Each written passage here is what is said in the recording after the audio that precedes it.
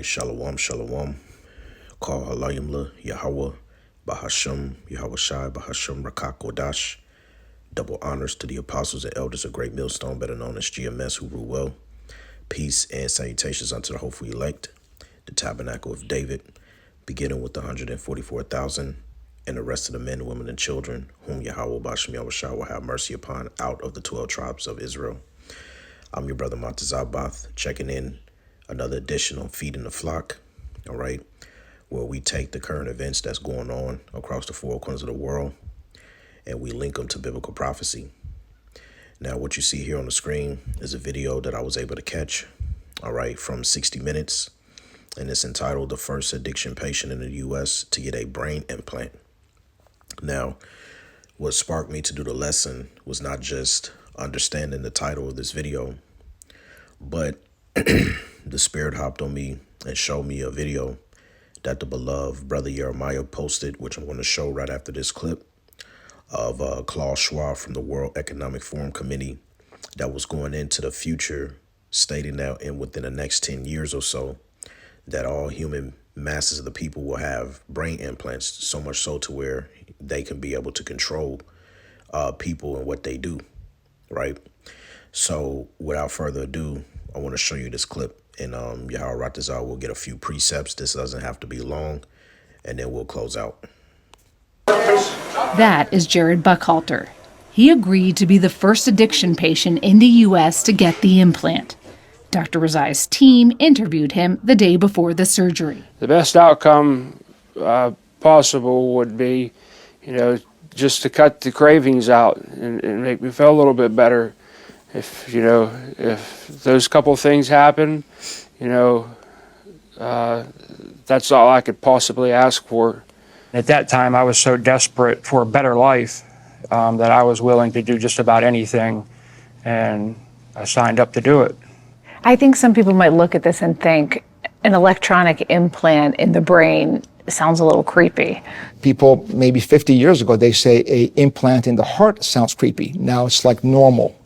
25 years ago, people are saying, what are you doing? You're putting an implant in the brain for Parkinson's? But now it is routine, part of standard of care for advanced Parkinson's. This Salakia.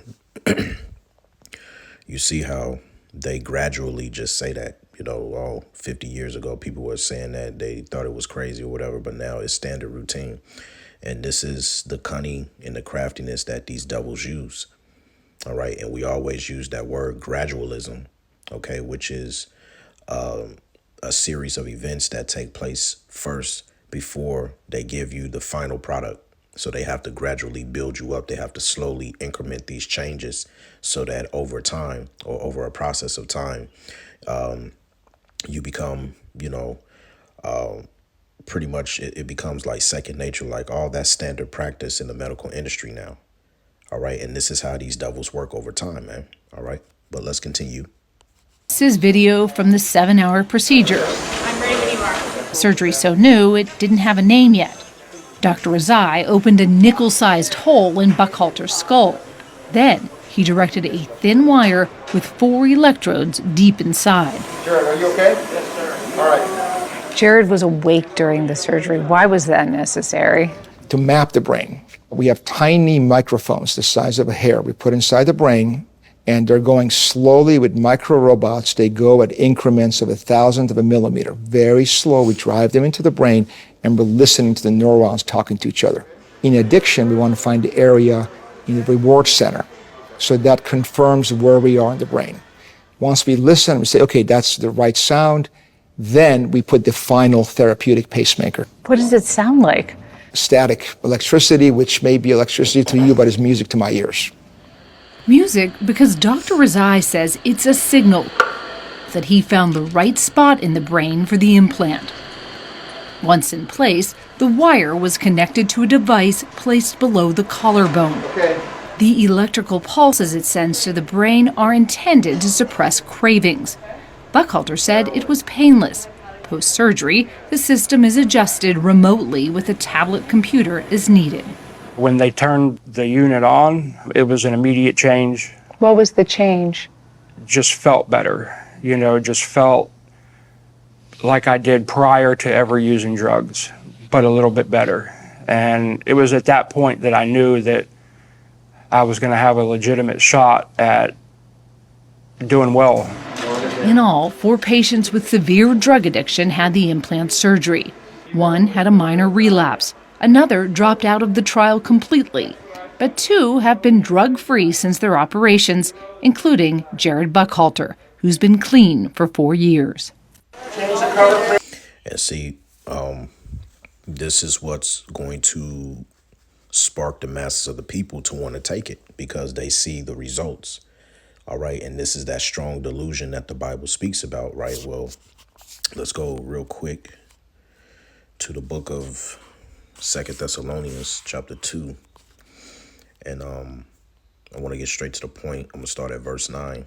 We'll start at verse 8. It says, "And then shall that wicked be revealed, whom the Lord shall consume with the spirit of his mouth." All right, starting with us, the servants, the prophets, "and shall destroy with the brightness of his coming," dealing with our Lord, Yahushua HaMashiach, "even him whose coming is after the working of Satan, with all power and signs and lying wonders." And that's what that implant is. It's a lying wonder. It's pseudoscience.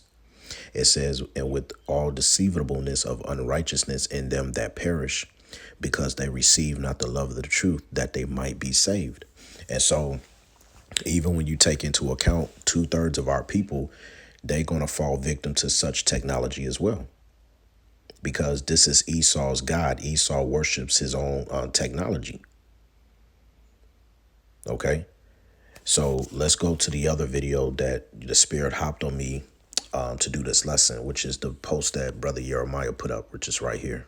Can you imagine that in 10 years when we are sitting here, we have an implant in our brains, and I can immediately feel, because you all will have implants, and we measure your brain waves, and I can immediately tell you how the people react, or I can feel how the people react to your answers.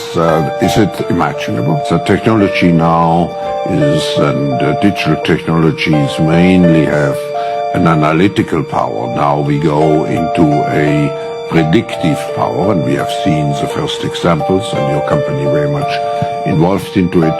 But then the next step could be to go into a prescriptive mode, which means you do not even have to have elections anymore, because you can already predict, and afterwards you can say, why do we need elections? Because we know what the result will be. Can you imagine such a world? Fuck you, Klaus Schwab, and fuck your New World Order. Can you imagine? Right. You see, so as you see here, Klaus Schwab clearly stated that within the next 10 years or so, which we know is earlier than that because their plans are moving quickly. Originally, it was supposed to be the year of 2030, digital IDs and everything. But it seems as though they are pushing forward this year, 2024, which is the year that the beloved Elder Apostle Tahar deemed this year to be the hopeful year of Jacob's trouble. All right. And so, you know, at the end of the day, the thing that I want to point out is this is where individuals that are trying to come against us and trying to come against this truth and saying that the RFID C-hip or the implant or the electronic tag, whatever you want to call it, is not biblical and does not have anything to do with the mark of the beast. That just means that, you know, you can't see. All right. You have the spirit of deep sleep on you, because the scriptures tells us, let's get a precept in the Apocrypha. All right, let's get Second Esdras, the 9th chapter. And it says, "And he answered me then and said, Measure thou the time diligently in itself. And when thou seest part of the signs past, which I have told thee before, then shalt thou understand that it was the very same time wherein the highest will begin to visit the world which he made." Now, part of those signs past is you have to be able to go into the Bible, go to the prophetic breakdowns, and you have to be able to tell those breakdowns and when they actually are coming to pass.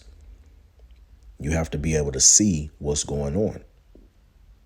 And if you can't take the things that you are seeing in a world that's happening today, and you're not able to link it and cross-reference it with the scriptures, all right, it's not going to make sense to you. We can clearly see this, okay, on a grander scale of things, because the spirit and power of Yahweh Bashim Yahushua is dealing with us, and we pray continually that he takes not thy Holy Spirit away from us, right? So to bring this all home so that you can see how all of this intertwines with one another, this is a video that I have lined up here from Aaron Russo, all right, who passed away. But listen to what Aaron Russo had to say, which is the overall goal for the elites. The ultimate goal that these people have in mind is the goal to create a one world government run by the banking industry, run by the bankers, and they're doing it in sections. The European currency, the euro, and the European Constitution is one part of it. Now they're trying to do it in America with the North American Union, right? And they want to create a new currency called the Amero, right? And the whole agenda is to create a one world government where everybody has an RFID chip implanted in them. All money is to be in those chips, right? There'll be no more cash. And this is given me straight from Rockefeller himself. This is what they want to accomplish. And all money will be in your chips. And so instead of having cash, anytime you have money in your chip, they can take out whatever they want to take out whenever they want to. If they say you owe us this much money in taxes, they just deduct it out of your chip digitally. Total control. Total control. And if you're like me or you, and you're protesting what they're doing, they can just turn off your chip. And you have nothing. You can't buy food.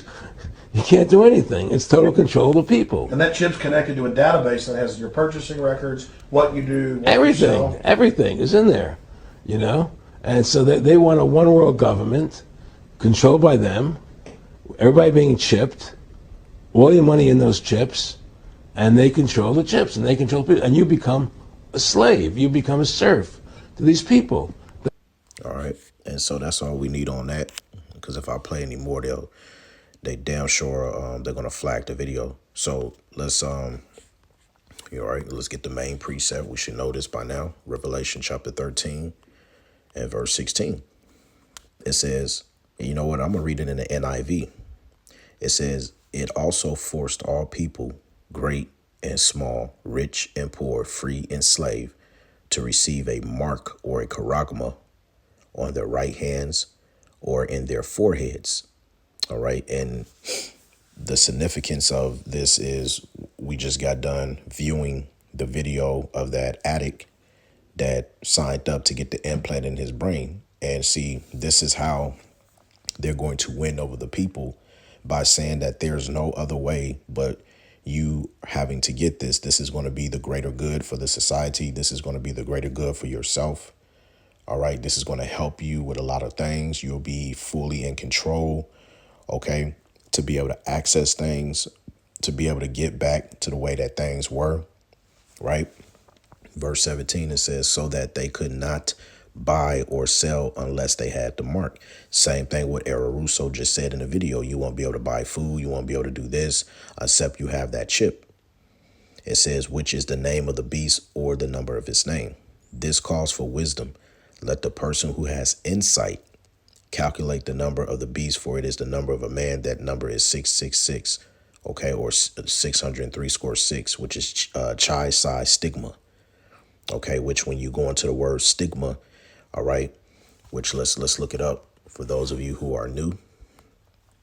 All right, when you look up chi psi stigma, all right, and you go into the word stigma, okay, it tells you here. All right, root word etymology from a primary stitzo to stick, i.e. prick. All right, it says a mark pricked in or branded upon the body. To ancient Oriental usage, slaves and soldiers bore the name or the stamp of their master or commander, branded or pricked, cut into their bodies to indicate what master or general they belong to. And there were even some devotees who stamped themselves in this way with the token of their gods. So essentially what Esau wants to do overall is he wants to brand you, all right, because he wants to be your God. And so any of you, you know, that take this RFID C-HIP when it is mandated, you are showing your allegiance to not only Esau Edom, but to his enterprise, which is the NWO, the New World Order. And so you're going to have to make a decision. You're either going to have to bow down to the image of the beast, okay, which is the system, all right, or you're going to stand 10 toes for Yahweh Bashem Yahweh Shai, right? So Strong's definition, just like Aaron Russo pointed out, you are a complete slave. It says here, primary to stick, i.e. prick, a mark incised or punched for recognition of ownership, right?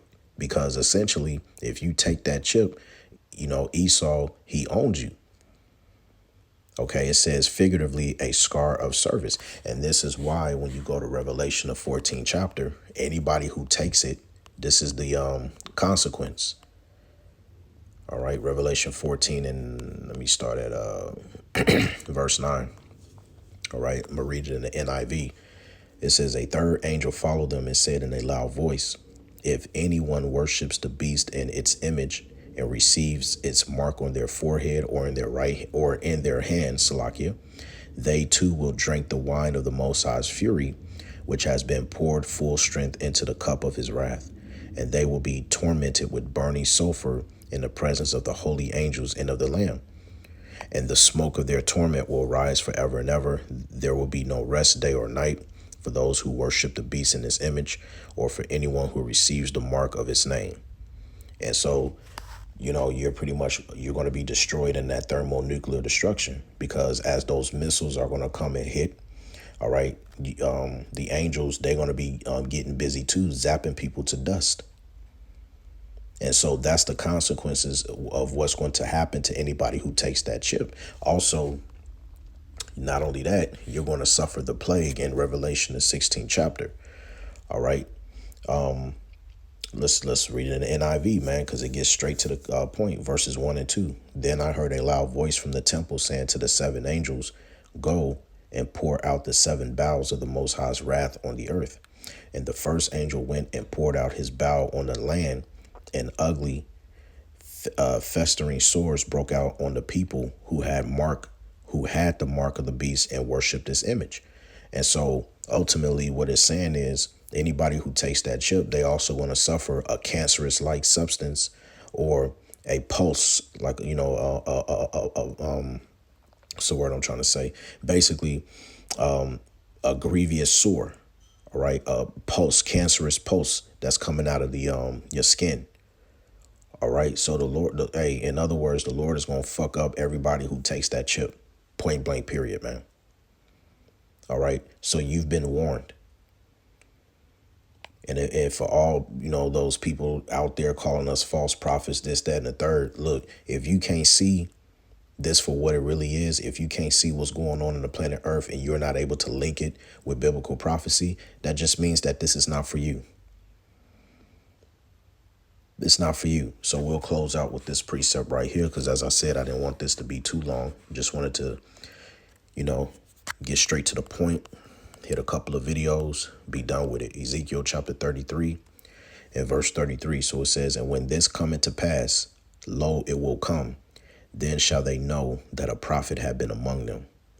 And you're going to know, because you're going to be looking dumbfounded when this finally goes mandatory, when they mandate it across the four corners of the earth, because this will be a global thing. This will not only be in the U.S., it's going to be a global thing. So with that, I want to give all praise, glory, and honor be to Yahweh, Bahashem, Yahweh Shai, Bahashem, Rakak, Wadash. Once again, double honors to the apostles and elders of Great Millstone, better known as GMS, who rule well. Peace and salutations unto the hopeful elect. Lord's will, this was edifying. Unto the next one, Lord's will, Shalom.